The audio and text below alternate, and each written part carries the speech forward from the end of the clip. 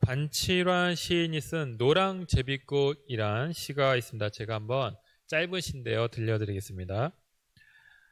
노랑제비꽃 하나가 피기 위해 숲이 통째로 필요하다. 우주가 통째로 필요하다. 지구는 통째로 노랑제비꽃 화분이다. 그렇습니다. 이 작은 꽃 한 송이는 그냥 피지 않습니다. 그 꽃 하나가 피기 위해서는 거기에 맞는 흙과 또 햇살, 그리고 공기와 물이 필요하죠. 그래서 그 꽃 한 송이는 곧 숲이라고 해도 과언이 아닙니다. 저는 우리 신천교회가 여러분들의 그 숲이 되고 화분이 되면 좋겠다라는 바람을 갖습니다. 우리가 함께 서로를 위해 기도하고 또 사랑과 격려의 물을 주면서 서로의 버팀목이 되어줄 때 우리 교회는 예쁜 꽃들로 가득한 그 숲이 될 것입니다. 그 은혜가 여러분 모두에게 함께 하시길 간절히 축복합니다. 오늘 본문은 에베소서 2장 말씀입니다. 우리가 지지난주에 이 교회를 이루고 교회의 지체가 되는 그 성도가 누구인지에 대해서 말씀을 드렸습니다. 하나님은 창세전에 우리를 아들로 삼으셨고요. 또 예수님은 우리를 자유케 하셨습니다. 또 성령님은 지금도 우리의 보증인이 되신다라고 했습니다. 자, 오늘 이 시간은 이 성도로 이루어진 교회가 어떤 모습으로 존재해야 되는가라는 것에 대해서 함께 나누고자 합니다. 미리 결론부터 말씀을 드리면 성도들은 함께 모이고 서로 연결되어야 한다는 것이죠. 다시 말해 이 교회의 생명력은 연결에 있다는 것입니다. 여러분, 하나님은 나의 이름을 아시는 분이시죠. 나와 1대1로 관계를 맺으시는 인격적인 하나님입니다. 우리는 모두 주님 앞에 단독자이죠. 우리가 하나님 앞에 설 때 하나님은 내가 어떻게 하나님을 사랑했는지 그 나의 중심을 보실 것입니다. 자, 그런데 예수님은 두세 사람이 내 이름으로 모인 곳에 나도 그들 중에 거하겠다 이런 말씀을 하셨습니다. 또 초대교회는 날마다 모여서 부흥하는 교회였습니다. 또 히브리 기자는 모이기를 피하는 어떤 사람들의 습관과 같이 하지 말고 오직 권하여 더욱 그리하라 이렇게 당부했습니다. 여러분, 왜 이렇게 성경은 모이는 것에 대해서 강조를 하는 것일까요? 그것은 하나님이 바로 공동체의 하나님이시기 때문입니다. 우리가 믿는 하나님은 성부, 성자, 성령 삼위의 하나님이십니다. 하나님 스스로가 성부, 성자, 성령 관계를 맺고 계시죠. 그래서 교회 역시 공동체로 존재해야 된다라는 것을 우리가 알 수가 있습니다. 하나님이 구약에서는 가정을 또 신약에서는 교회를 만드셨죠. 이 두 기관에 공통점이 있습니다. 단수가 아니라 복수로 존재한다는 것이죠. 가정이 천국이 되는 비결은 다른 데 있지 않습니다. 아내와 남편이 서로 믿음 안에서 하나가 되고 한 뜻이 되어서 그렇게 서로 사랑하고 존경해 줄 때 그 가정은 행복해지는 것이죠. 천국이 그 가정에 임하는 것입니다. 교회도 마찬가지입니다. 모든 성도들이 예수님을 그 교회의 머리로 여기고 각 지체가 서로 존귀하게 여기고 아끼고 돌보며 사랑할 때 하나가 될 때 교회는 유기적으로 연결되어서 건강하게 자라게 됩니다. 모든 모임의 생명은 이 그리스도 안에서 얼마나 연결이 되어 있고 하나가 되어 있느냐 여기에 달려 있다라는 것입니다. 자, 오늘 본문은 이 교회의 하나됨과 또 화목함을 강조하는 유명한 말씀입니다. 특별히 바울은 여기에서 세 개의 특별한 시제를 사용해서 이 사실을 우리에게 설명해 주고 있습니다. 바로 과거를 의미하는 그 단어 그때에 라는 단어, 또 현재를 의미하는 이제는, 그리고 미래를 나타내는 그러므로, 이 세 단어가 오늘 본문에 나와 있습니다. 우리 먼저 2장 1절로 2절 말씀인데요. 우리 한번 말씀을 보시겠습니다. 같이 한번 읽어보시겠습니다. 시작. 그는 허물과 죄로 죽었던 너희를 살리셨도다. 그때에 너희는 그 가운데서 행하여 이 세상 풍조를 따르고 공중의 권세 잡은 자를 따랐으니 곧 지금 불순종의 아들들 가운데서 역사하는 영이라. 자, 우리가 읽은 본문은 아니지만 그 앞에 나오는 구절이죠. 여기 보시면 죄라는 말이 나옵니다. 죄. 너희는 죄와 허물로 죽었다.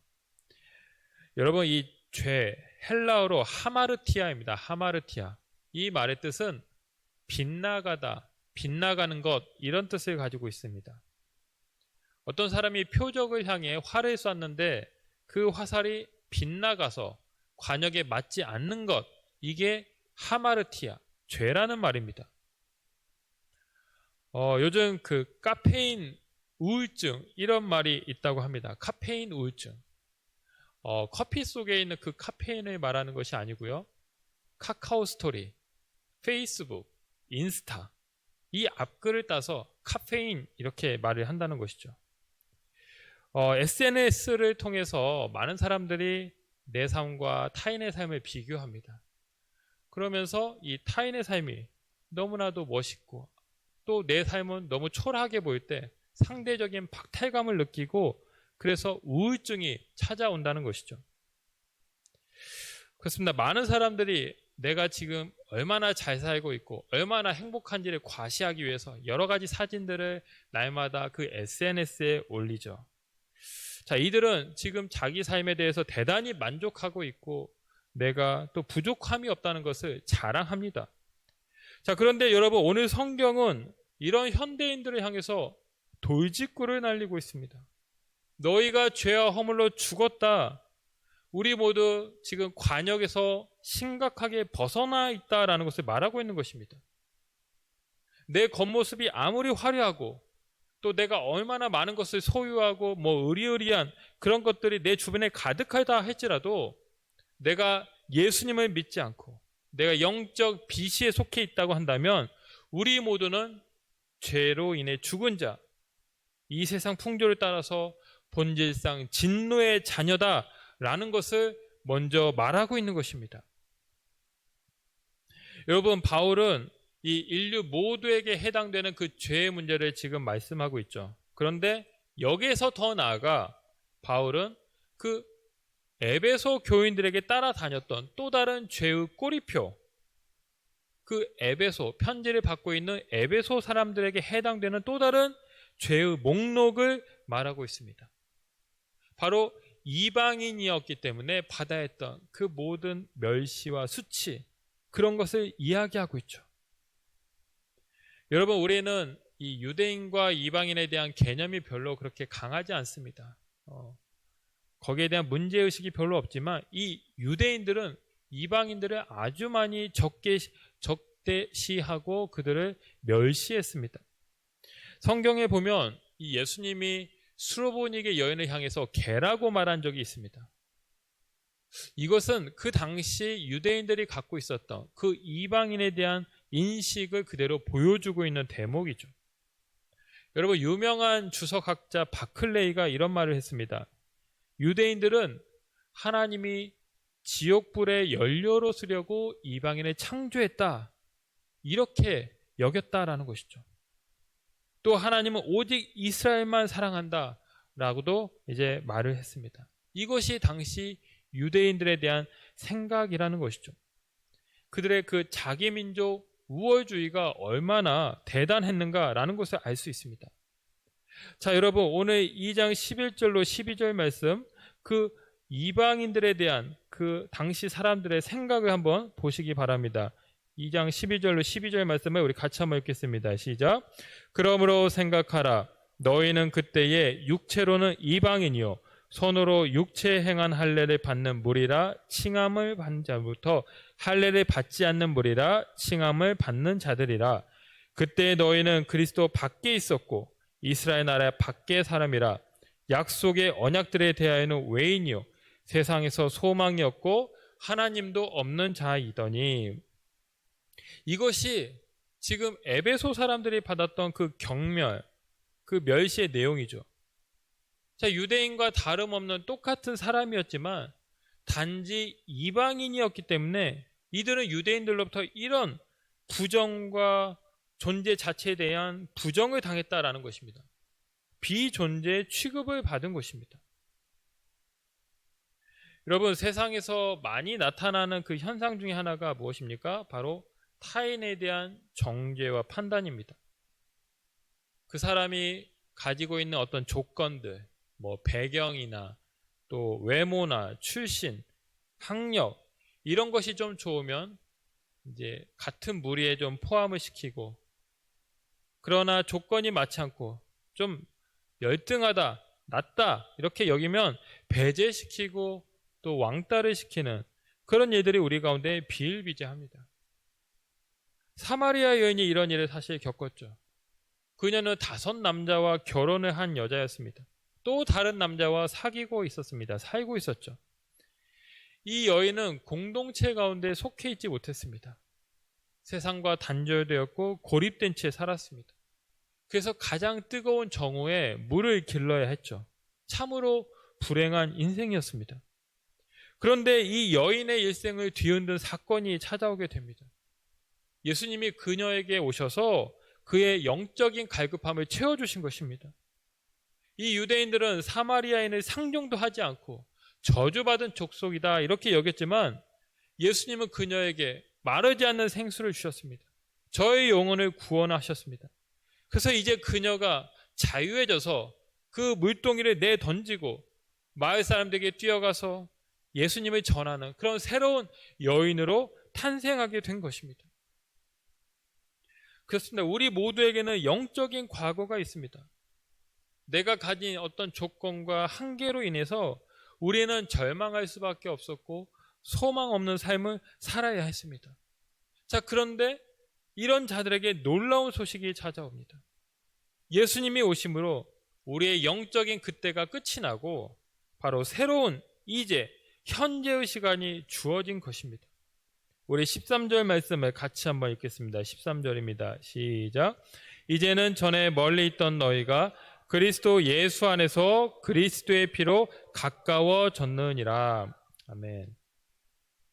자, 유대인 기준에서 이방인들, 에베소 사람들은 여러분 멀리 해야 될 대상이었죠.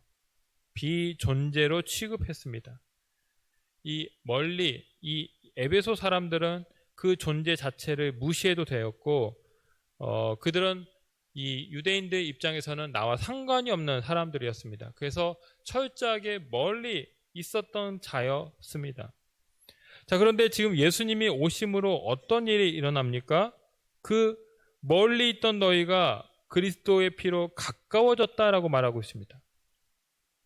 이제는 그 이방인 에베소 사람들이 나와 무관한 존재가 아니라는 것이죠. 경멸과 무시를 받아도 싼 존재가 아니라는 것입니다. 그들도 나와 마찬가지로 이제 예수 안에 있는 자, 그리스도로 가까워진 자가 되었다라는 것입니다. 여러분, 특별히 14절 말씀을 보면 이런 말씀이 나오죠. 둘로 하나를 만드사 원수된 것, 중간에 막힌 담을 자기 육체로 허셨다라고 말합니다. 예수님이 이 유대인과 이방인들 사이에 담이 있었는데 이것을 허무셨다는 것입니다. 여러분, 우리가 성전에 대한 그 구조를 좀 이해할 필요가 있는데요. 성전 맨 바깥쪽에는 이방인의 뜰이 있었습니다. 그리고 그 뜰을 지나면 여인의 뜰이 나오고요. 또 그 뜰을 좀 지나면 이스라엘 뜰이 나옵니다. 그리고 가장 안쪽에는 제사장의 뜰이 있고 그 뜰을 통과하면 바로 성소와 지성소가 나옵니다. 여러분, 이렇게 성전 안에 여러 뜰이 있는데 이 뜰에는 모두 담이 있었습니다. 이 담은 무엇입니까? 경계를 나타내죠. 담을 세워서 그 나와 남을 분리시키고 다른 이가 침범하지 못하도록 한 것입니다. 실제로 여러분, 요세푸스라는 이 역사학자 기록에 따르면 이 각 성전 뜰마다 경고문이 있었다라고 합니다. 이 뜰을 넘어가면 죽임을 당해도 할 말이 없습니다. 선을 넘는 자는 곧 죽음을 각오해야 합니다. 이런 문구가 경고문으로 각 뜰마다 있었다라는 것이죠. 여러분, 이방인의 뜰은 제일 바깥에 있었습니다. 그러니까 이방인에게 그 허용된 공간은 매우 제한적이고 작았다라는 것이고, 이것이 이방인에 대한 지위였습니다. 그들은 겨우 성전 바깥만 밟을 수 있을 뿐이었습니다. 혹시라도 그 뜰을 넘어서 다른 곳에 들어가게 되면 그들은 그 즉시 잡히고 죽임을 당해야 했습니다. 이런 상황이니 이방인과 유대인이 하나가 된다는 것은 도저히 상상도 할 수 없는 일이죠. 유대인들로서 받아들일 수 없는 모욕이고, 이방인들도 기분 나빠서 전혀 하나 될 마음이 없는 상황이었습니다.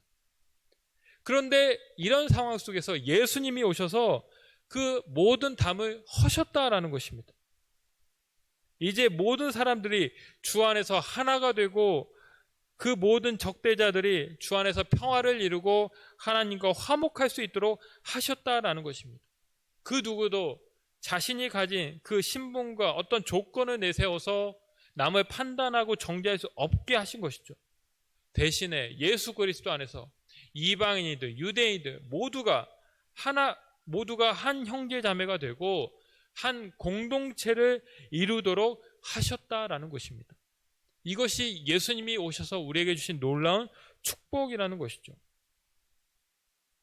여러분, 어메이징 그레이스라는 찬양을 아마 잘 아실 것입니다. 나 같은 죄인 살리신 이런 찬양이죠. 이 곡을 작사한 사람이 바로 존 뉴턴이라는 분입니다. 이분은 원래 무신론자였습니다. 방탕한 생활로 악명이 높았습니다. 그는 18세부터 이 노예 무역에 종사해서 아프리카 노예를 이제 상선에 태우고 이제 영국으로 운반해서 파는 그런 일을 이제 했습니다. 노예를 인간 이하로 취급하고 그냥 돈을 벌어다 줄 수단으로 여겼던 것이죠. 그런데 1748년 항해를 하는 도중에 극심한 폭풍을 만나게 됩니다. 하나님께 간절히 기도하는 가운데 극적으로 살아나게 되면서 이 존 뉴턴이 회심을 하게 됩니다. 그는 지난날 자기가 노예 무역했던 자기의 그 과거를 회개합니다. 아프리카 흑인을 자신과 동일한 인격체로 여기지 않고 단지 피부가 검다는 이유로 짐승같이 대우하고 차별했던 그 자신의 죄를 고백합니다. 그래서 이후에는 백인이나 흑인이나 할 것 없이 모두 존귀한 사람이라는 것을 그가 깨달아서 노예제도 폐지에 가장 선두에 서고 앞장서는 사람이 되었습니다. 막힌 담을 허시는 그 예수님의 사랑을 깨달아서 그 역시 화평을 이루는 새로운 존재가 된 것입니다. 사랑하는 성도 여러분, 여러분들 안에는 어떤 담이 있습니까? 세상은 서로 높은 담을 세우고 그 안에서 살아갑니다. 다른 사람이 그 담을 넘지 못하도록 그렇게 분리시키고 그 자신만의 성 안에서 살아갑니다. 또 그 섬을 사람들은 그 담을 감히 넘어갈 생각도 하지 못하고 그냥 자기에게 주어진 그 조건, 자기의 어떤 여러 가지 그 환경 속에서 슬퍼하기도 하고 낙심하기도 합니다. 그러나 여러분, 예수 그리스도 안에서 우리에게는 담이 없어야 됩니다. 나와 설령 생각이 다르고 배경이 좀 다르고 나와 좀 외모가 나와 다르다 할지라도 가치가 다르다 할지라도 우리는 그런 모든 담을 허물고 그리스도 안에서 한 공동체가 되어야 합니다. 예수님이 이미 이방인이었던 우리를 하나님의 자녀로 삼으시고 하나님과 화목하게 하셨기 때문에 우리도 내가 가지고 있던 모든 담을 다 철폐하고 부시고 우리는 다른 사람들을 포용하면서 그들과 하나가 되어야 합니다. 이것이 하나님이 기뻐하시는 건강한 공동체의 모습인 것입니다. 예수님이 우리를 자유케 하신 것처럼 여러분, 우리도 삶 속에서 화평한 사람으로 살아가시길 주님의 이름으로 축복합니다. 자, 이 에베소 사람들은 죄와 허물로 죽은 자였습니다. 그러나 이제 예수님을 믿고 예수님 안에서 새로운 사람이 되었죠. 새로운 존재로 거듭났습니다. 바로 예수님 때문이죠.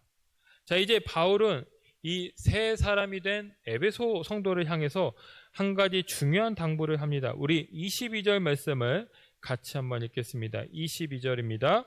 너희도 성령 안에서 하나님이 거하실 처소가 되기 위하여 그리스도 예수 안에서 함께 지어져 가느니라. 아멘. 자, 함께 지어져 가느니라. 이 말씀을 자세히 보시면 여기 안에 성부, 성자, 성령, 삼위 하나님이 다 등장을 하고 있습니다. 한 구절 안에. 여러분, 기독교는 삼위일체를 믿는 하나님이죠. 여러분, 가장 성경적인 교회, 또 부흥하는 교회는 어떤 교회일까요? 바로 삼위 하나님이 살아계신 교회입니다. 저는 우리 교회가 모든 예배 가운데 하나님이 영광을 받으시고 하나님이 임재가 가득한 그런 교회가 되기를 꿈꿉니다. 우리 교회가 나는 죽고 오직 예수로 사는 교회, 예수님이 우리의 주인이 되는 교회가 되기를 소망합니다. 우리 교회가 성령의 역사를 나타내며 성령의 열매로 충만한 교회가 되기를 소망합니다. 우리가 이 삼위 하나님이 주인 되는 그 교회를 이룰 때 우리는 날마다 새로워지고 성장하고 부흥하는 교회가 될 것입니다. 아울러서 우리가 이 새로운 교회가 되기 위해서 해야 될 것이 무엇입니까? 바로 그리스도 예수 안에 있어야 한다라는 것이죠. 오늘 20절 말씀에 보면 예수님을 모퉁이돌이라고 말씀하고 있죠. 그리스도 예수께서 친히 모퉁이돌이 되셨다. 여러분, 이 모퉁이돌은 건물의 가장 중심부에 위치하고 있죠. 그래서 건물의 안정과 균형을 담당하는 역할을 합니다. 여러분, 그리스도는 우리 삶의 중심입니다. 성도는 이 그리스도로 구원을 받고 그리스도의 사랑 안에 살아가는 자입니다. 식물이 그 옥토에 뿌리를 내려야 아름다운 꽃을 피워내듯이 우리는 그리스도 안에 머물고 그리스도께 삶의 뿌리를 내릴 때 우리가 흔들리지 않는 인생, 온전한 인생이 된다는 것입니다. 우리 교회도 마찬가지입니다. 교회는 건물이 아닙니다. 어떤 사교, 모임도 아닙니다. 교회는 예수 그리스도를 믿는 사람들의 모임이죠. 따라서 이 교회의 모든 설교나 사역이나 행정, 프로그램, 이 모든 면에서 언제나 예수 그리스도가 중심이 되어야 합니다. 그럴 때 교회가 가장 건강해지고 하나님이 기뻐하시는 교회가 된다라는 것입니다. 얼마 전 4차 로잔 세계대회가 인천 송도에서 열렸습니다. 이 로잔 대회는 온전한 복음을 온 세상에 전하자라는 모토를 가지고 1974년도에 시작된 복음주의 그 단체입니다. 이번에 222개국에서 총 5,000명의 많은 그리스도인이 참여해서 이 성황리에 이 대회가 잘 마무리되었는데요. 이 4차 대회 주제가 무엇이었냐면 바로 교회여 함께 그리스도를 선포하고 나타내자였습니다. 이 코로나 이후에 지금 격변하는 시대 속에서 교회가 가장 우선적으로 해야 될 것은 다름 아니라 모든 일에 그리스도를 전하고 그리스도 중심으로 교회가 세워져야 한다는 것을 강조한 것입니다. 교회의 생명은 오직 예수 그리스도께 달려 있음을 깨달아서 예수 중심의 교회가 되도록 함께 힘을 모으고 연합하고 연대해야 됨을 당부한 것입니다. 저는 지난 한 주 우리 교회 안에서 이렇게 그리스도 안에서 연합하는 모습을 볼 수 있어서 참 감사했습니다. 우리 일남신도 우리 교회 가장 큰 어르신들이죠. 근데 지난주에 이 공휴일과 또 토요일날 남들 다 쉬는 날 이렇게 교회 오셔가지고 새벽부터 많은 작업을 하셨습니다. 아마 오늘 교회 오시면서 다 보셨을 것입니다. 거리가 아주 깨끗해졌습니다. 우리 교회 풀만 제거한 것이 아니라 이 교회 주변에 그 오래된 무성한 잡초들을 다 뽑으시고 깨끗하게 청소를 하셨습니다. 또 우리 교회 사택 그 옥상에 방수 공사를 했습니다. 오늘 예배 후에도 한 번 더 하겠지만 정말 비가 새지 않도록 몇 날 며칠 계속 올라가시면서 청소도 하시고 또 방수약품 처리를 하면서 그렇게 이 사택을 아름답게 잘 보수할 수가 있었습니다. 이러한 수고, 헌신 이게 다 어디서 비롯된 것일까요? 바로 이웃을 내 몸처럼 사랑하고 또 교회를 주님의 몸처럼 여긴 그 귀한 마음 때문입니다. 함께 하나가 되어서 교회를 위해서 또 이웃을 위해서 아름답게 수고한 모습이죠. 이러한 헌신이 우리 교회를 아름답게 만들어 간다라는 것입니다. 사랑하는 성도 여러분, 교회는 어떤 곳입니까? 교회는 그리스도 예수 안에서 함께 지어져 가는 곳입니다. 내 삶의 담을 허무시고 나를 하나님과 화평하게 하신 그 하나님, 예수님을 기억하면서 날마다 예수님과 동행하는 것이죠. 나 혼자서는 이 일을 혼자 감당하기 버거우니 믿음의 공동체 안에서 함께 기도하면서 함께 연합하여서 사역하는 것입니다. 이것이 그리스도 예수 안에서 서로 지어져가는 아름다운 교회의 모습입니다. 교회의 중심은 예수 그리스도입니다. 우리가 예수님으로 하나가 되고 연결될 때 교회는 생명을 바라고 생명을 살리는 교회가 될 것입니다. 모든 면에서 그리스도를 나타내고 하나님이 기뻐하시는 교회를 이루는 여러분들 다 되시기를 주님의 이름으로 축원합니다. 기도하겠습니다. 사랑의 하나님 아버지, 우리를 사랑하셔서 우리 가운데 찾아와 주시고 우리를 하나님과 가까운 자, 하나님과 화목하고 화평한 자로 삼아주신 것 감사를 드립니다. 우리 가운데 수많은 담이 있었습니다. 감히 하나님께 나아갈 수 없었던 그렇게 많은 장벽과 그런 많은 장애물이 있었지만 그 모든 것을 주님 십자가로 다 허무시고 우리를 그리스도와 하나 되게 하시고 우리를 하나님의 자녀로 삼아주신 것 감사를 드립니다. 아버지 하나님, 그 주의 사랑을 기억하면서 우리가 날마다 주님께로 나아가며 예수 그리스도 안에서 서로 연합하여서 아름다운 공동체를 세워나갈 수 있도록 주님 축복하여 주시옵소서. 우리가 주님의 몸을 이루는 귀한 지체임을 깨달아서 서로 사랑하고 서로를 위하여 기도하고 함께 한 몸이 되어서 오직 하나님이 영광 받으시고 우리 가운데 주님의 사랑이 풍성하게 넘쳐 흘러서 아버지 하나님 우리를 통하여서 많은 사람들이 주님을 바라보고 주님의 사랑을 깨닫고 하나님께 영광을 올려드리는 귀한 역사가 있게 하여 주시옵소서. 감사를 드리며 예수님의 이름으로 기도하옵나이다. 아멘.